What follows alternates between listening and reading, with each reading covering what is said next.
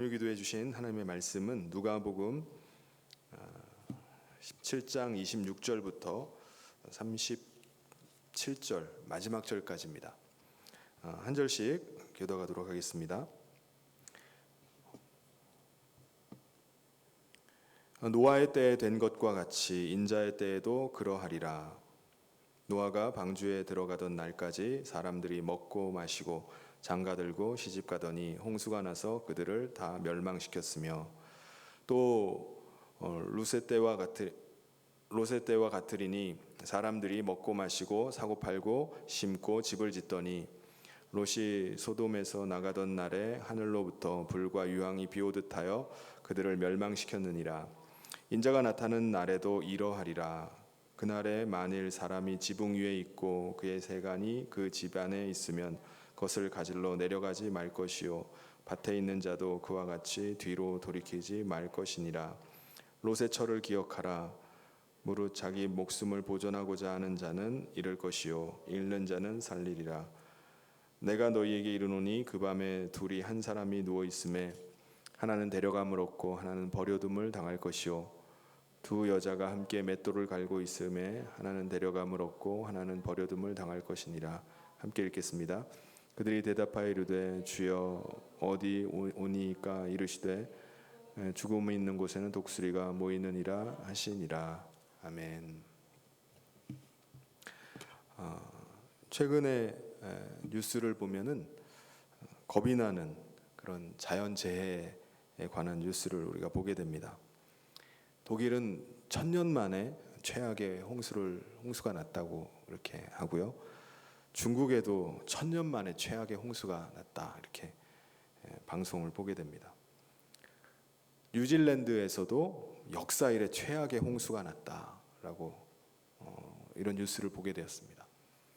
중국 같은 경우는 영상을 보니까는 창밖에 물이 이렇게 찰랑찰랑 창문이 닫힌 채로 물밖에 마치 어항에 들어있는 것, 어항물처럼 3층 건물인데도 거기 물이 이렇게 찰 정도로 어마어마한 홍수가 났다고 합니다.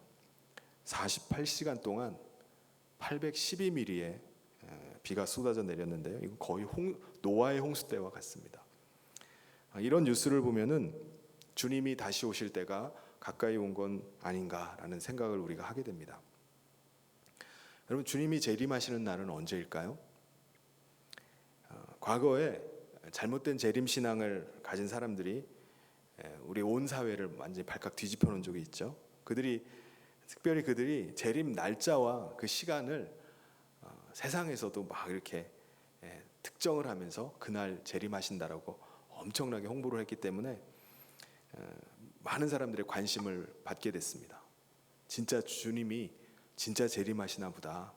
그래서 믿지 않는 사람들도 큰 관심을 가졌어요. 그런데 그 날짜에 오시질 않았습니다.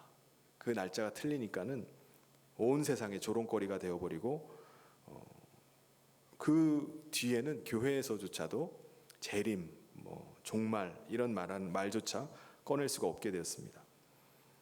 그런데 재림 신앙이라는 것은 특별한 때 가진 그 신앙이 아니라 초대교회 성도 때부터 가지고 있던 신앙이 바로 재림 신앙이었어요. 주님이 다시 오시기를 너무나 간절하게 사모하면서 신앙생활을 했습니다.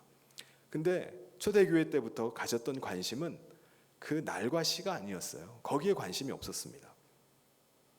마태복음 24장 36절에 보면은 그러나 그 날과 그때는 아무도 모르나니 하늘의 천사들도 아들도 모르고 오직 아버지만 아시느니라.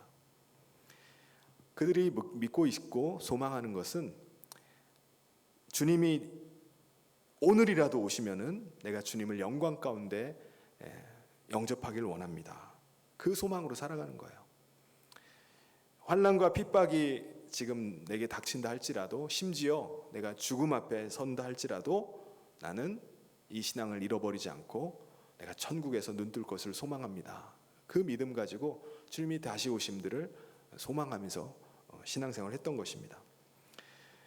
오늘 우리가 재림의 날과 시는 우리가 알지 못한다 할지라도 주님께서 말씀하셨던 것 중에 하나는 그 날이 가까우면은 징조를 보게 될 것이다라고 말씀하셨습니다. 정확한 그 날과 그 때는 알지 못하지만은 징조가 나타난다. 마태복음 24장 32절 같은 경우는 너희가 무화과 나무의 비유를 배워라. 무화과 나무가 어떻죠? 그 가지가 연하해지고 잎사귀를 내면은 여름이 가까운 줄 안다라고 하는 것처럼 이런 징조를 통해서 주님이 재림이 가까이 왔구나라는 것을 알라는 것입니다. 그럼 구체적으로 주님의 재림이 가까우면 어떤 일들이, 어떤 징조가 나타난다고 말씀하죠? 마태복음 24장 4절부터 8절까지 보면은 예수께서 대답하여 이르시되 너희가 사람의 미혹을 받지 않도록 주의하라. 많은 사람이 내 이름으로 와서 이르되 나는 그리스도라 하여 많은 사람을 미혹하리라. 난리와 난리 소문을 듣겠으나 너희는 삼가 두려워하지 말라. 이런 일이 있어야 하되 아직 끝은 아니니라. 민족이 민족을, 나라가 나라를 대적하여 일어나겠고 곳곳에 기근과 지진이 있으리니 이 모든 것은 재난의 시작이니라. 민족과 민족이 서로 대적하고 기근, 지진, 그리고 온갖 재난들이 계속 일어나게 될 것이다. 이게 시작이라는 거예요. 오늘 읽은 이 말씀에도요, 그때의 징조를 이렇게 말씀합니다. 26절에 보면 노아의 때에 된 것과 같이 인자의 때에도 그러한 일이 일어날 것이다. 노아의 때 도대체 무슨 일이 있었기에 주님 오실 날 노아의 때에 있었던 그 징조가 보일까요? 노아의 때는 27절에 보면 노아가 방주에 들어가던 날까지 사람들이 먹고 마시고 장가들고 시집가더니 홍수가 나서 그들을 다 멸망시켰으며, 사람들이 먹고 마시고 시집가고 장가가는 게 그게 정상적인 일 아닙니까? 그게 특별한 무슨 징조가, 주님이 오시는 무슨 징조가 되겠습니까? 그리고 또 먹고 마시고 시집가고 장가가는 게 죄인가요? 우리가 살아가는 일상적인 삶의 모습을 나타내는 것처럼, 말씀하고 있는 것처럼 느껴집니다. 근데 하나님께서는 왜 이것 때문에 사람들이 먹고 마시고 시집가고 장가가는 것 때문에 그렇게 하나님이 진노하셔서 물로 그들을 싹 쓸어버리고 심판하셨겠습니까? 왜냐하면은 그들은 하나님의 뜻을 쫓아 사는 영에 속한 사람이 아니라 그들은 육체의 본성을 따라서 육신을 쫓아 사는, 육신이 원하는 대로 사는 육에 속한 사람들이 다 되었기 때문입니다. 창세기 6장 3절에는 뭐라고 말씀하냐면은 여호와께서 이르시되 나의 영이 영원히 사람과 함께 하지 아니하리니 이는 그들이 육신이 됨이라. 그러나 그들의 날은 120년이 되리라 하시니라. 사람들이 다 육에 속한 사람들이 된 거예요. 나의 영이 영원히 사람과 함께 하지 않겠다라고 하나님께서 그래 선언하시면서 사람들은 육에 속한 사람으로 육신의 삶을 120년 동안 살게 될 것이다라고 말씀합니다. 하나님께서 당시 사람들을, 육에 속한 당시의 사람들을 어떻게 보셨길래 이렇게 진노하셨을까요? 여러분, 육에 속한 사람의 모습은 어떤 모습이죠? 그 다음에 나옵니다. 창세기 6장 5절 6절 여호와께서 사람의 죄악이 세상에 가득함과 그의 마음으로 생각하는 모든 계획이 항상 악할 뿐임을 보시고 땅 위에 사람 지으셨음을 한탄하사 마음에 근심하시고. 사람들이 생각하는 모든 것이 다 악한 거예요. 심지어는 이들을 지은 것까지 한탄하실 정도로 사람들이 생각하는 것, 계획하는 것, 모든 것들이 다 악했습니다. 그래서 하나님께서는 이 육에 속한 사람들을 다 홍수로 쓸어버리고 당시에 의로웠던 노아의 가족으로부터 다시 인류를 시작해야 되겠다라고 하셔서 노아의 홍수를 일으키신 것입니다. 그래서 하나님께서는 이 홍수 가운데서 구원받기 위해서 노아에게는 방주를 만들 것을 말씀합니다. 온 지면이 다 물로 덮이기 때문에 거기서 살 길은 방주밖에 없는 거예요. 온 지면의 산들조차도 다 잠기는 정도로 어마어마한 물난리가 나기 때문에 노아에게 방주를 지으라고 말씀하십니다. 노아는 하나님 말씀 그 한마디에 의지해서 적어도 70년, 80년 동안을 산 위에다가 방주를 짓습니다. 당시 많은 사람들이 노아의 가족들이 방주 짓는 걸 알았겠죠. 그리고 노아도 만나는 사람들한테 얘기 안 했겠습니까? 하나님의 심판, 물 심판이 곧 임하게 된다. 홍수가, 어마어마한 홍수가 날 것이다. 하나님의 홍수 심판을 전했을 겁니다.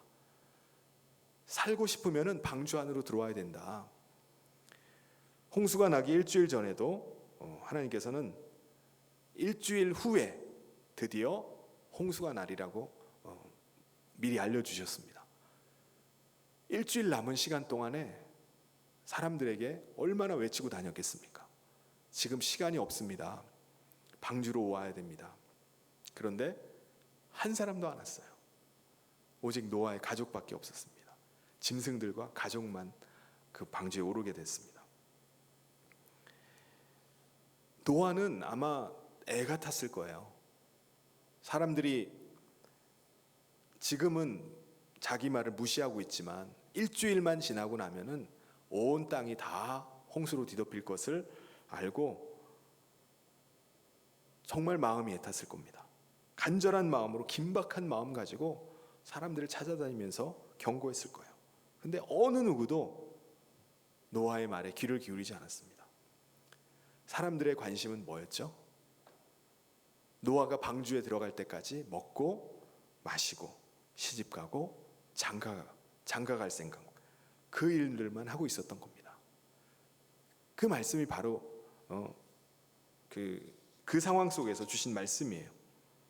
이게 뭐가 죄인가 라고 생각할 수 있지만 사람들은 하나님의 경고의 메시지가, 심판이 이른다는 메시지가 주어짐에도 불구하고 그 하나님의 말씀을 완전히 무시하고 자신들의 일상적인 생활 가운데 계속 나갔던 겁니다. 육체가 원하는 본성대로 계속 나가는 거예요. 오늘 이 시대는 어떻습니까? 노아의 시대와 비슷합니까? 사람들이 살아가는 모습이 노아의 때와 비슷할까요? 육에 속한 많은 사람들의 관심이 어디에 있습니까? 어떻게 하면 잘 먹나? 어떻게 하면 어디가 맛이 있나? 먹고 마시고 시집가고 장가가고 다 거기에 관심이 있습니다.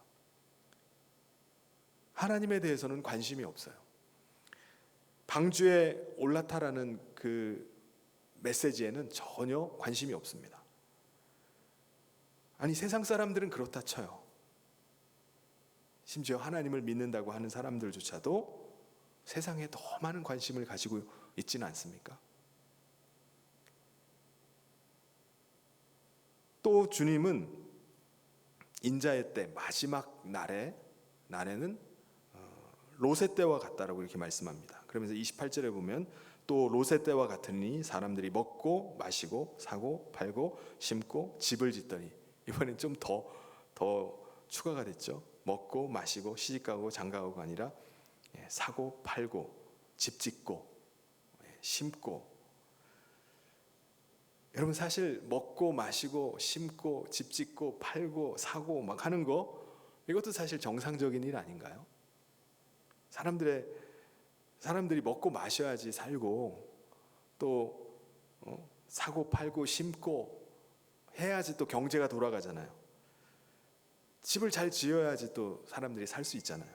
그러니까 지극히 일상적인 삶 아닌가라는 생각을 하게 됩니다. 그런데 오늘 본문 말씀에 보면은 이것들 때문에 먹고 마시고 심고 집을 사고 팔고 그 하는 것 때문에 소돔성 사람들 가운데 유황불이 비 오듯이 그냥 쏟아져 내려서 그들을 다 초토화시켜 버립니다. 29절 말씀에 보면 롯이 소돔에서 나가던 날에 하늘로부터 불과 유황이 비 오듯 하여 그들을 멸망시켜 버렸다고 말씀합니다. 여러분, 왜 그들이 먹고 마시고 심고 사고 팔고 집 짓고 하는 게 왜 심판의 원인이 되죠? 왜냐하면은 소돔성 사람들 가운데 어떤 사람도 하나님의 뜻을 쫓는 영에 속한 사람이 없었기 때문에 그랬습니다. 다 육체의 본성을 따라서 육에 속한 사람으로 살아가는 거예요. 다 자기 육신의 것들을 원하고 육신의 욕망 가운데 살아갔던 사람들이었기 때문입니다. 하나님에 대한 관심이 전혀 없었어요. 소돔성 안에는 그럼 의인이 없었느냐? 롯과 그의 가족들 외에는 의인이 없었습니다. 모두가 다 하나같이 다 먹고 마시고 사고 팔고 집 짓고 심고 거기에 관심이 있었어요. 아브라함이 소돔성 안에 의인 10명을 찾아보려고 했는데 못 찾았어요. 없습니다. 사람들이 다 하나님의 뜻을 구하고 하나님의 뜻대로 살아보고자 하는 사람이 없어요.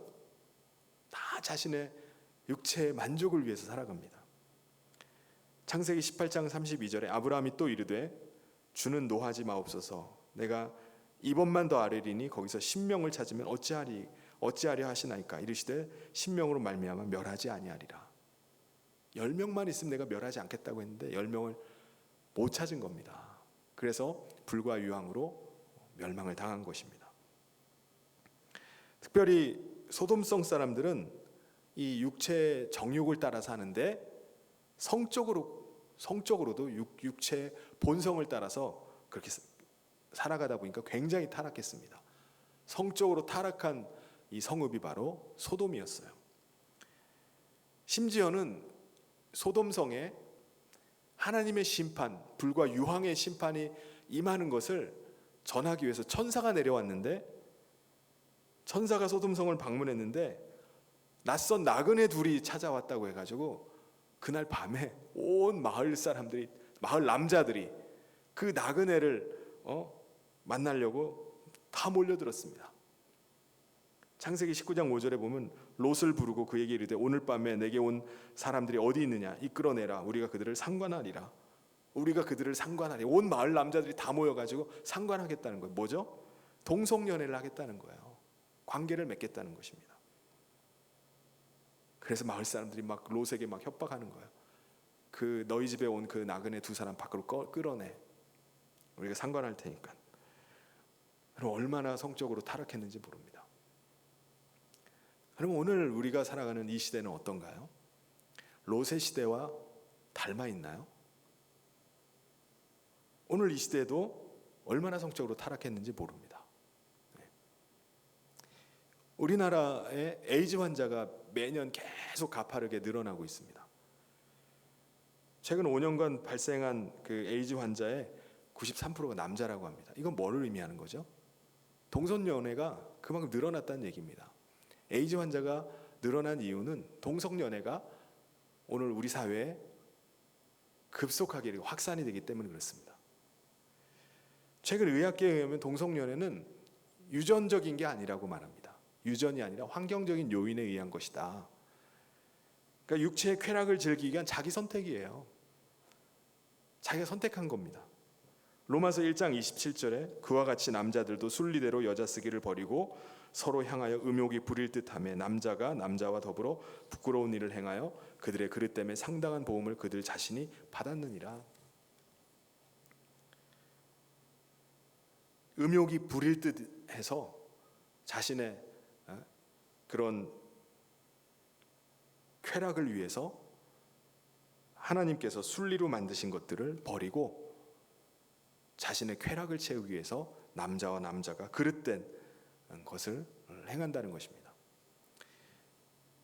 우리나라의 이런 성적으로 얼마나 타락했는지를 알 수 있는 것 중에 하나가 또한 여성가족부가 우리나라 성매매 과거에 성매매 시장 규모를 14조로 봤어요. 14조. 성매매를 통해서 돈이 오가는 규모가 14조라고 발표를 했었습니다. 당시 여성가족부에서 발표한 성매매 여성 숫자가 27만 명이었어요. 그런데 비공식 조사에 의하면은 100만 명이 넘을 거라고 추정을 합니다. 100만. 또 몇 년 전에 그 성매매 실태 조사를 하니까 남성의 40% 이상이 한 번 이상의 성매매를 했다는 결과가 나왔습니다.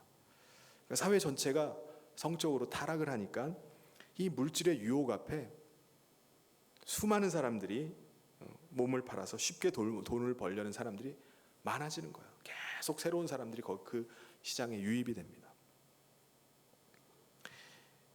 여러분 아무리 주님의 재림이 임박했다 할지라도 사람들은 다 어디에 매여 있죠? 먹고 마시고 사고 팔고 심고 집 짓고, 다 물질에 매여 있고요. 어떻게 하면 좀 더 좋은 집, 편한 집, 그런 거를 구입할 수 있을까? 거기에 몰두합니다. 오늘 이 시대가 딱 맞는 그 시대인 것 같아요. 집값이 폭등하다 보니까 젊은이들조차도 열심히 일해가지고 나중에 집을 장만해야지가 아니라 대출을 있는 대로 끌어가지고 집을 지금 집 사놓지 않으면 안 된다라고 해가지고 집 사는 일에 완전히 다 몰두를 합니다. 집 걱정에 발 편하게 발 뻗고 잘 수가 없어요. 집값이 몇 년 전에 전세가가 그 매매가가 지금 전세가가 돼버렸으니까는 사람들이 내가 언제 쫓겨나게 될지, 언제 더 외곽으로 나가야 될지 모르는 그런 불안 속에서 살아갑니다. 요즘이 그 어느 때보다 심각한 때 같습니다. 마치 롯의 때와 같아요. 롯의 때와 같이 사람들은 먹고 마시고 사고 팔고 심고 집 짓는 일에 다 빠져 있어요. 어떻게 하면 좋은 집을 마련할까? 어디 맛있다는 얘기 들리면 다 사람들이 구름같이 몰립니다. 요즘같이 장사가 안 되는 때도 어디 맛있는 거 있다 그러면 사람들이 다 글로 가요. TV를 켜봐도 뭐 다 먹고 있어요. 그냥 다 먹고 있고 어디 마실 게 어디가 좋은지 그 관심에 다 빠져 있습니다. 그래서 오늘 말씀처럼 롯의 때, 마지막 때의 날이 롯의 때와 같고 노아의 때와 같다라고 하는 이 말씀이 딱 맞아떨어집니다.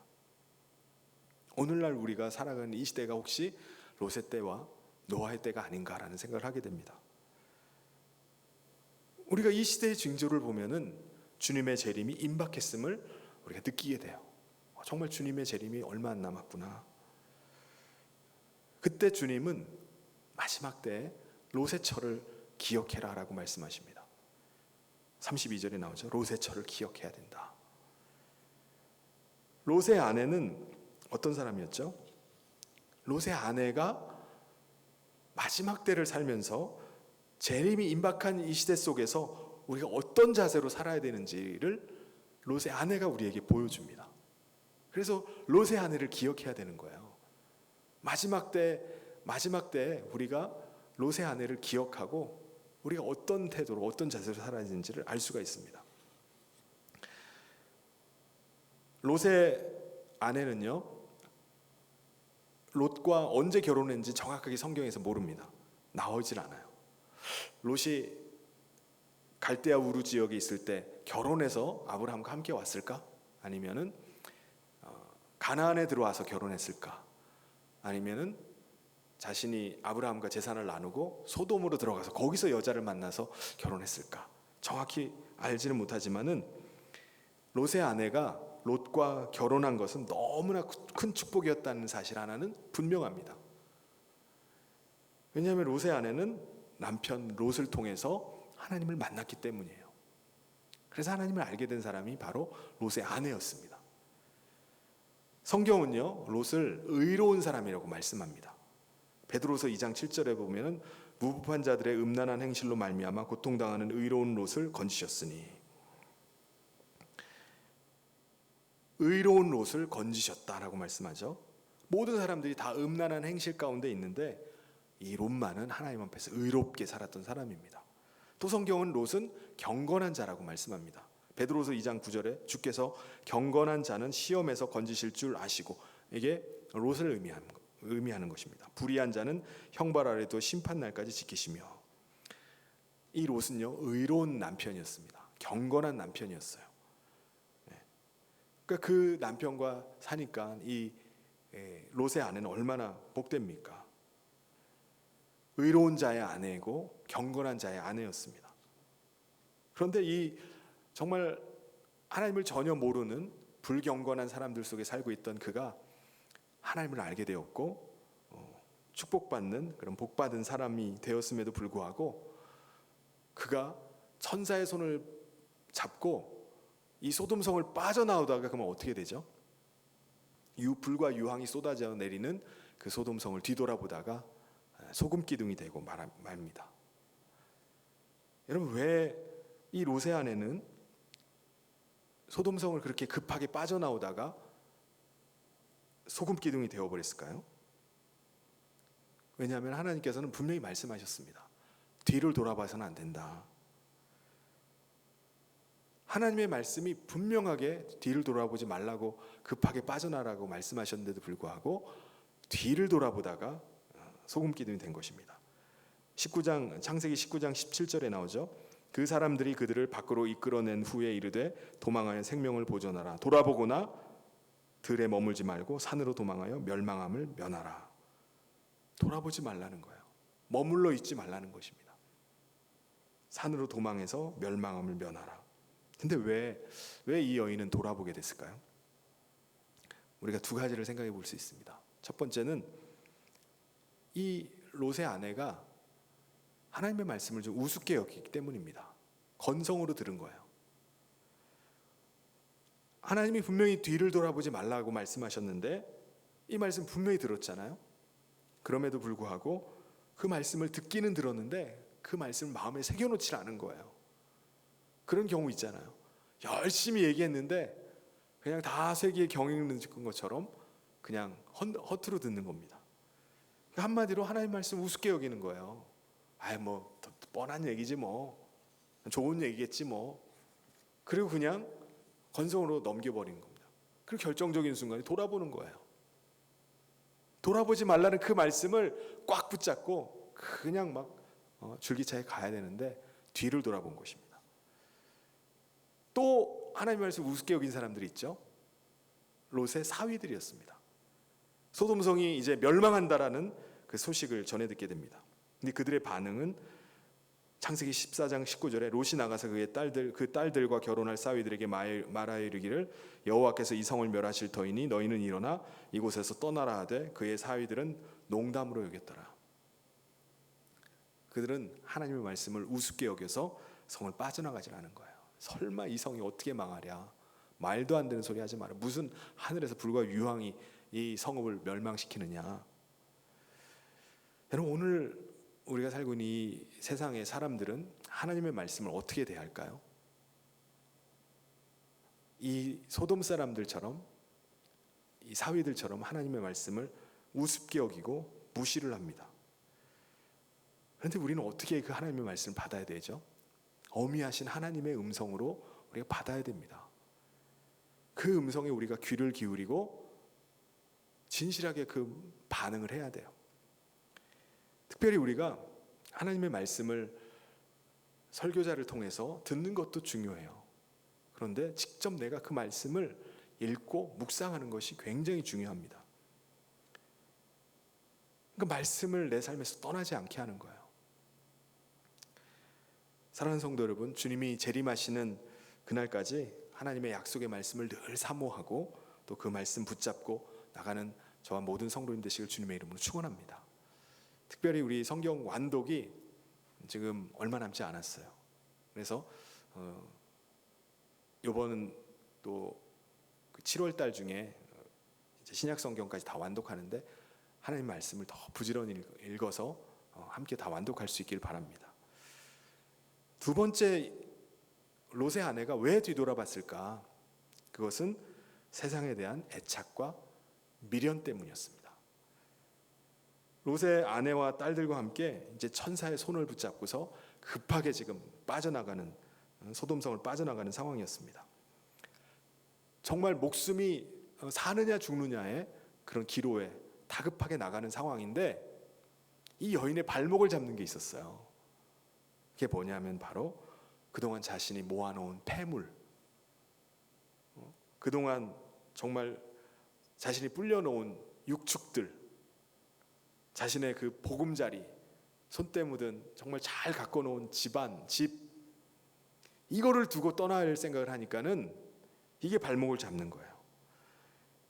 1분 1초가 다급한 이 상황 속에서 달려가기에도 바쁜데 무조건 뛰어나가야 되는데 이 미련, 이 애착이 그녀의 발목을 잡고 뒤를 돌아보게 한 것입니다. 여러분, 롯은 굉장한 부자였습니다. 근데 만일 롯이 가진 게 많이 없는 넉넉하지 않은 사람이었다면 어떻게 됐을까요? 롯의 아내가 정말 가난했었다면은 뒤를 돌아봤을까요? 아마 미련 없이 떠날 수 있었을 겁니다. 뭘 집구석에 뭘 볼 게 있나? 그냥 미련 없이 갔을 거예요. 그런데 남보다 가진 게 더 많으니까 뒤를 돌아보게 됩니다. 그러니까 이것을 보면은 남보다 더 많이 가지고 있고 뭔가를 더 소유하고 있으면은 많으면 많을수록, 가지면 가질수록 뒤를 돌아보기가 쉬울 것입니다. 이 세상을 놓고 떠나는 게 쉽지가 않은 일이에요. 주님 부르시면 미련 없이 언제라도 주님 앞에 가겠습니다가 아니라 지금은 안 됩니다. 조금만 기다려주세요. 이 세상에 미련이 너무 많은 거예요. 롯의 아내는 그래서 천사들의 손에 이끌려서 빠져나가면서도 뒤를 돌아본 것입니다. 롯의 아내뿐만 아니라 그건 우리들도 마찬가지라는 생각이 듭니다.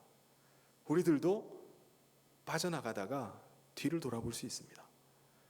마음이 온전히 하나님께로 향하지 않으면은 하나님의 말씀을 듣기만 하고 그 말씀을 우리 마음판에 새겨놓지 않으면은 우리도 충분히 뒤를 돌아볼 수 있어요.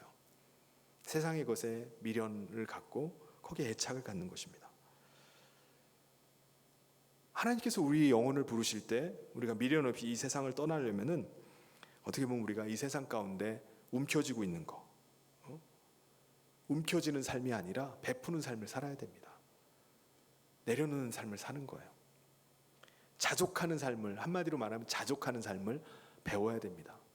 그러지 않고는 우리도 이 롯의 아내와 똑같이 될 수 있습니다. 세상의 미련을 계속 가지고 돌아보게 되는 거예요. 빌립보서 4장 11절에 내가 궁핍함으로 말하는 것이 아니니라 어떠한 형편에든지 나는 자족함을 배웠나니 라고 사도 바울이 말한 것처럼 경건한 삶을 우리가 지켜가고 살아가기 위해서는 우리가 자족함이 있어야 됩니다. 자족. 디모데전서 6장 6절에도 그러나 자족하는 마음이 있으면 경건은 큰 이익이 되느니라. 자족함이 있어야지 우리가 경건한 삶을 살 수 있습니다. 경건을 지켜갈 수 있어요. 세상 사람들이 다 육체의 정욕을 따라 살아가고 육체의 만족을 구하면서 그렇게 살아가도 여러분 그 삶을 부러워하지 않길 바랍니다. 오직 주님 한 분만으로 만족하면서 살 수 있기를 바랍니다. 히브리서 13장 5절에 돈을 사랑하지 말고 있는 바를 족한 줄로 알라. 그가 친히 말씀하시기를 내가 결코 너희를 버리지 아니하고 너희를 떠나지 아니하리라 하셨느니라.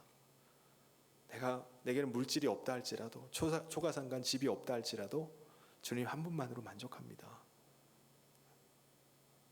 주님께서 내가 너를 버리지 않고 떠나지 않겠다라고 말씀하셨습니다. 사랑하는 성도 여러분, 하나님의 사람인 저와 여러분이 이 세상을 등지고 우리는 이 세상을 등지고 십자가를 따르기로 결단한 사람들입니다. 롯의 아내와 두 딸이 천사의 손에 이끌려서 소돔성을 빠져나온 것처럼 저와 여러분은 주님 손에 이끌려서 죄악의 도성인 바벨론에서 빠져나온 사람이에요. 이스라엘 백성들이 애굽에서 건짐을 받고 홍해를 건넜던 것처럼 이제는 우리는 다시 돌아갈 수가 없습니다. 이미 우리는 홍해를 건너버린 사람이에요. 우리는 다시 이집트로 돌아갈 수 없는 사람들입니다. 그런데 왜 광야의 이스라엘 백성들처럼 우리가 애굽을 그렇게 추억하고 왜 세상을 그렇게 부러워할까요? 왜 자꾸 세상으로 다시 돌아가려고 합니까? 왜 하나님을 자꾸 원망하고 왜 부모를 그렇게 원망합니까? 우리가 정말 거듭난 하나님의 사람이라면 우리는 다시 돌아갈 수 없습니다. 이미 돌아올 수 없는 다리를 건넌 사람들이에요. 그러므로 세상의 문화와 세상의 것들이 유혹할 때 뒤를 돌아보고 싶은, 세상이 정말 부럽고 내 삶이 정말 비참하게 여겨지는 그 순간에 여러분 롯의 아내를 한번 기억하시길 바랍니다. 하나님의 말씀 앞에 너무나 순종하기가 어려울 때 불순종하다가 소금 기둥이 되어버린 이 롯의 아내를 여러분 기억하시길 바랍니다. 주님은 손에 쟁기를 잡고 뒤를 돌아보는 자도 하나님 나라에 합당하지 않다고 말씀하셨습니다. 우리가 주님의 일을 감당하고 하나님 나라를 위해서 살아가는 사람이라면 뒤돌아봐서는 안 됩니다. 세상을 부러워해서는 안 돼요. 힘들고 어려워도 뒤돌아보지 말고 우리가 재림의 날을 준비하면서 믿음으로 달려나가는 저 모든 성도님 되시길 주님의 이름으로 축원합니다. 같이 기도하겠습니다. 하나님 아버지, 최근에 일어나는 여러 가지